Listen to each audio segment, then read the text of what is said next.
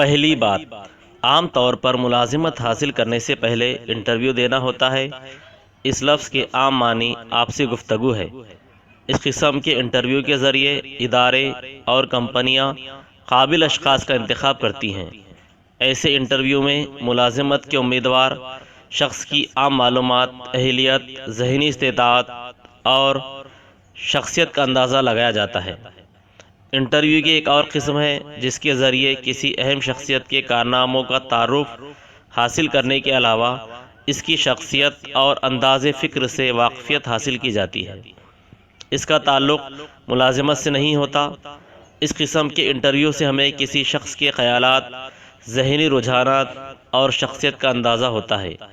Internet کی سہولت کے سبب انٹرویو کی کئی قسمیں وجود میں آئی ہیں۔ انٹرویو میں سماجی، سیاسی، ادبی، علمی اور دینی موضوعات پر گفتگو کی جاتی ہے۔ رسالے، ویڈیو کانفرنسنگ اور ٹیلی فون انٹرویو کے اہم ذرائع ہیں۔ بالمشافہہ گفتگو کے علاوہ سوال نامے کے ذریعے بھی انٹرویو کیے جاتے ہیں۔ تو آئیے اردو ادب کی ایک مشہور شخصیت مظفر حنفی سے ملاقات کریں گے، ان سے گفتگو کریں گے اور ان کی شخصیت اور انداز فکر کے متعلق معلومات حاصل کریں گے۔ جان پہچان: محمد ابو المظفر مظفر حنفی 1 اپریل 1936 عیسوی کو کھنڈوا، مدھیہ پردیش میں پیدا ہوئے۔ انہوں نے اردو میں ایم اے اور پی ایچ ڈی کی ڈگریاں حاصل کیں، LLB بھی کیا۔ مظفر حنفی شاد عارفی کے آخری شاگرد ہیں۔ 1976 عیسوی میں ان کا تقرر جامعہ ملیہ اسلامیہ کے شعبہ اردو میں ہوا۔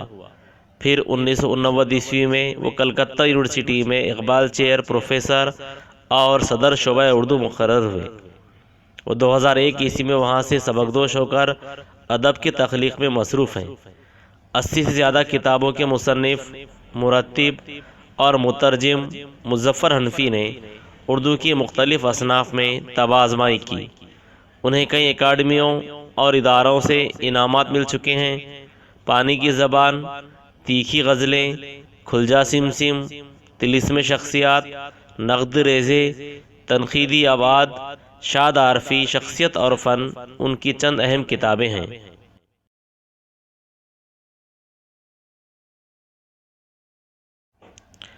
ہاں تو مظفر صاحب، اپنے زندگی کے ابتدائی حالات کے متعلق کچھ بتائیے۔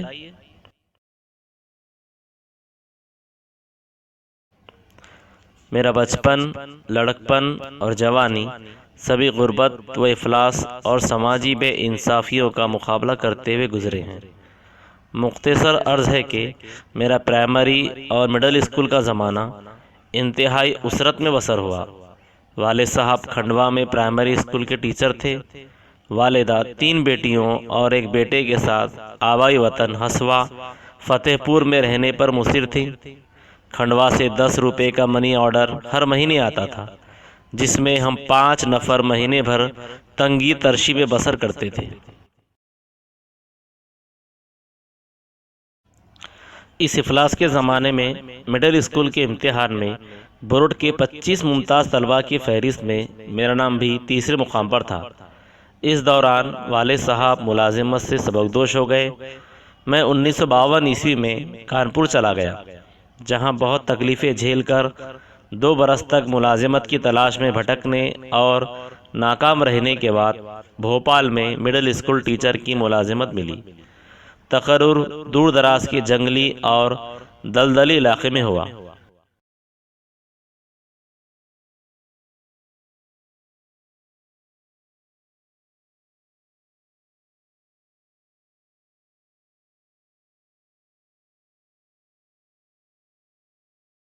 متعصب اور تنگ نظر افسروں کی زیادتیوں کے خلاف احتجاجاً 3 برس بعد میں نے استعفیٰ دے دیا۔ والدین کی خواہش کے مطابق میں نے دوبارہ ملازمت کی۔ پھر میری شادی ہو گئی۔ 14 برس تک محکمہ جنگلات میں کلرک رہ کر MA، LLB اور PhD کی ڈگریاں حاصل کی۔ قلیل تنخواہ میں والدین اور بہنوں کی کفالت کے ساتھ اپنے بیوی بچوں کی پرورش کے لیے خاصے پاپڑ بیلنے پڑے۔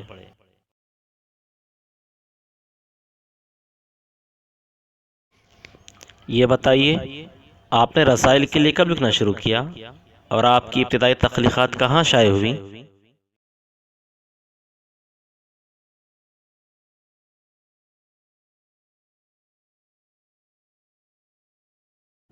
کہانیاں اور داستانیں پڑھنے کا شوق لڑکپن میں ہی جنون کی حد تک پہنچ گیا تھا۔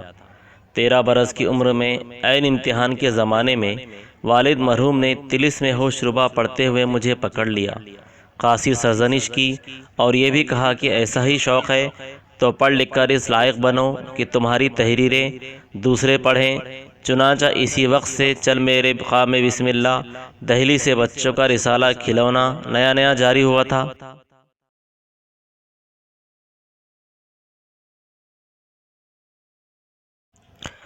بچوں کے لیے میرے تحریر کردہ لطیفے، کہانیاں، نظمیں اسی پرچے میں چھپیں۔